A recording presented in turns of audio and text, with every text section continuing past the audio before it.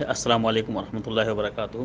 عبداللہ ابن مسعود رضی اللہ تعالیٰ عنہ حدیث کے راوی ہیں، کہتے ہیں کہ نبی کریم صلی اللہ علیہ وسلم نے فرمایا، ما احد اکثر من الربا الا کان عاقبۃ امرہ الی قلۃ، کہ جس شخص نے بھی سود کے ذریعہ سے اپنا مال بڑھایا، اپنے کاروبار میں سود کو شامل کیا، تو اس کا انجام یہ ہوتا ہے کہ اس کا مال گھٹ جاتا ہے، اس کا مال کم ہو جاتا ہے، اللہ رب العالمین اس کے مال میں برکت نہیں دیتا ہے، یا کوئی ایسی پریشانی لاحق ہو جاتی ہے جس سے اس کا مال جو ہے وہ ضائع ہو جاتا ہے۔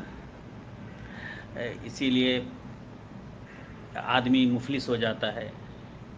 مسلمان کو کبھی بھی سودی کاروبار سے ترقی نہیں ہوتی۔ البتہ کفار و مشرکین کا مال سود سے بڑھتا ہے، اسی لیے وہ کافر ہیں، اور اللہ رب العالمین ان کو ڈھیل دیتا ہے کہ وہ زیادہ سے زیادہ مال دنیا کو کمائیں اور آخرت میں ان کا خسارہ ہو۔ اسی لیے اللہ کے رسول صلی اللہ علیہ وسلم نے فرمایا دوسری حدیث میں، الدنیا سجن المومن و جنت الکافر، کہ دنیا مومنوں کے لیے قید خانہ ہے اور کافروں کے لیے جنت ہے۔ اس حدیث کو ابن ماجہ نے، اسی طرح سے مسند احمد میں یہ حدیث موجود ہے، اور حدیث کی اور دوسری کتابوں میں صحیح سند کے ساتھ یہ حدیث موجود ہے۔ یہ حدیث صحیح ہے۔ اس حدیث سے پتہ چلا کہ سودی کاروبار نہیں کرنا چاہیے، سود کا لین دین نہیں کرنا چاہیے، اور کبھی بھی اپنے مال میں سود کو شامل نہیں کرنا چاہیے۔ السلام علیکم ورحمۃ اللہ وبرکاتہ۔